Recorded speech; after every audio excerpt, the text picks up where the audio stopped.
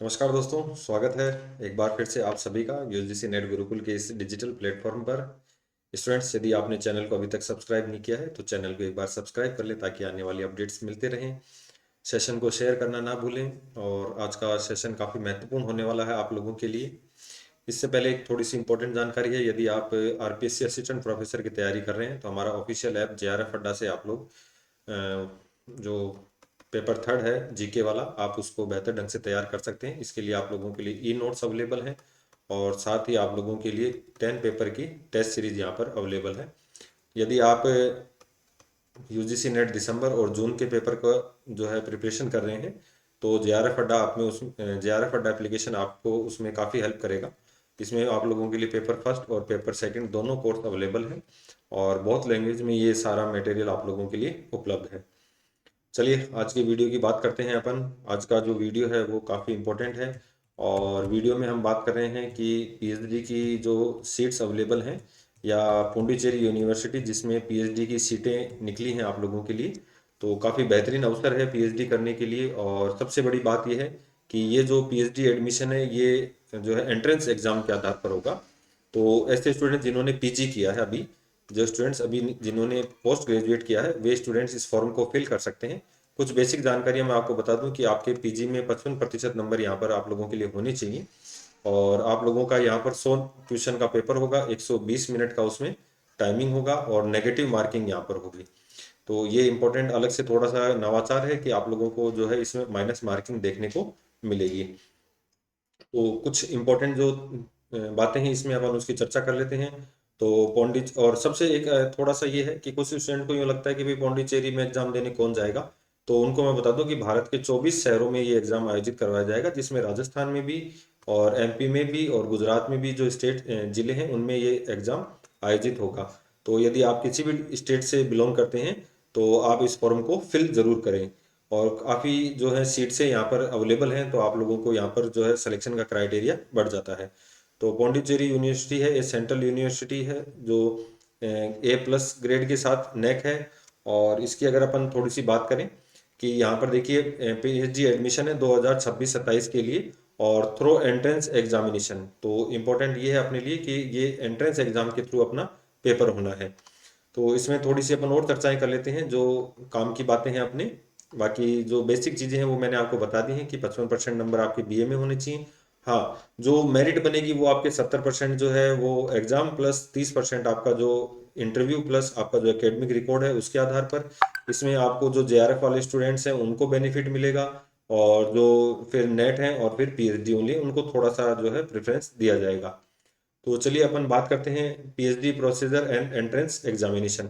तो सबसे पहले तो अपन बात करें ऑनलाइन एप्लीकेशन की, तो जितने भी एप्लीकेशन होंगे वो ऑनलाइन होंगे। और अगर आपके सब्जेक्ट अलग अलग हैं तो आप लोगों को उसके अकॉर्डिंग फॉर्म फिल करने हैं। तो ये ऑनलाइन जो है एप्लीकेशन, पहले application form is to be submitted online through the university website www.pondicherry.edu.in से आपको ये ऑनलाइन फॉर्म फिल करने हैं। SC ST के लिए जो फीस रहेगी पीएचडी कोर्स की वो 750 रहेगी। और फिजिकल हैंडीकैप और जो ट्रांसजेंडर है उनके लिए कोई फीस नहीं है। बाकी ओबीसी और जनरल के लिए 1500 रुपये फीस रहेगी।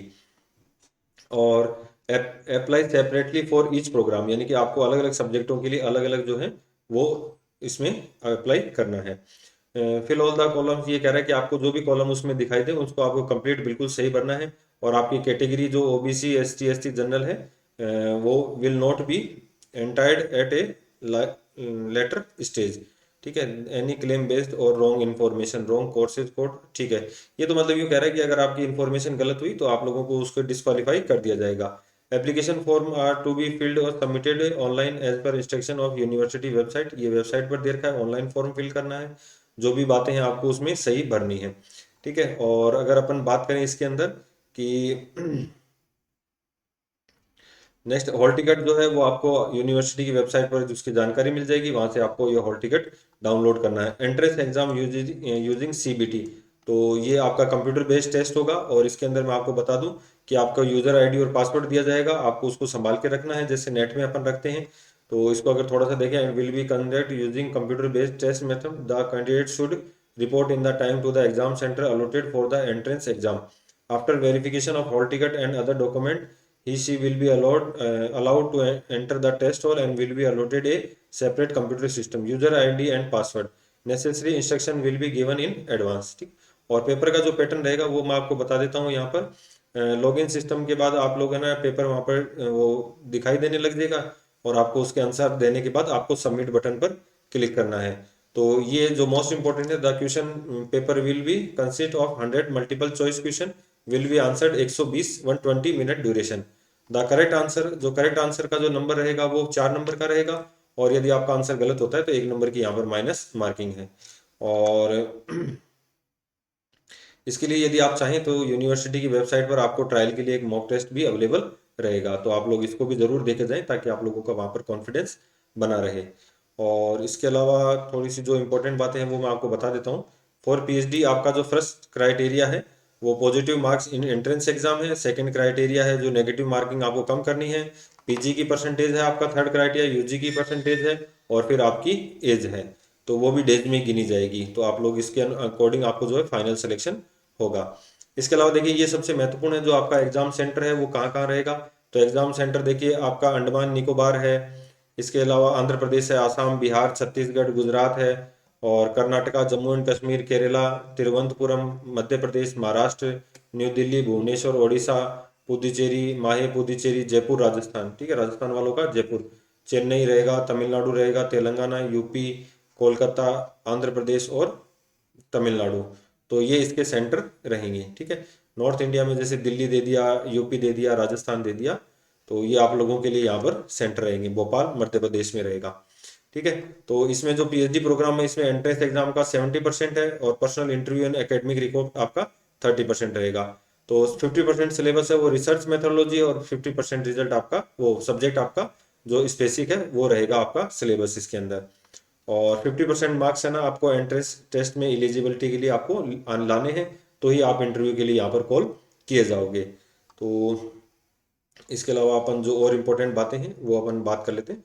फुल टाइम और जो पार्ट टाइम पीएचडी है इसके लिए देखिए आपको 10+2 यानी कि 10वीं 12वीं ग्रेजुएशन और पोस्ट ग्रेजुएशन पैटर्न आपका कंप्लीट होना चाहिए, मास्टर डिग्री इन सब्जेक्ट। और इसके अंदर जो आपका है मिनिमम 55% मार्क्स आपके पास होना चाहिए।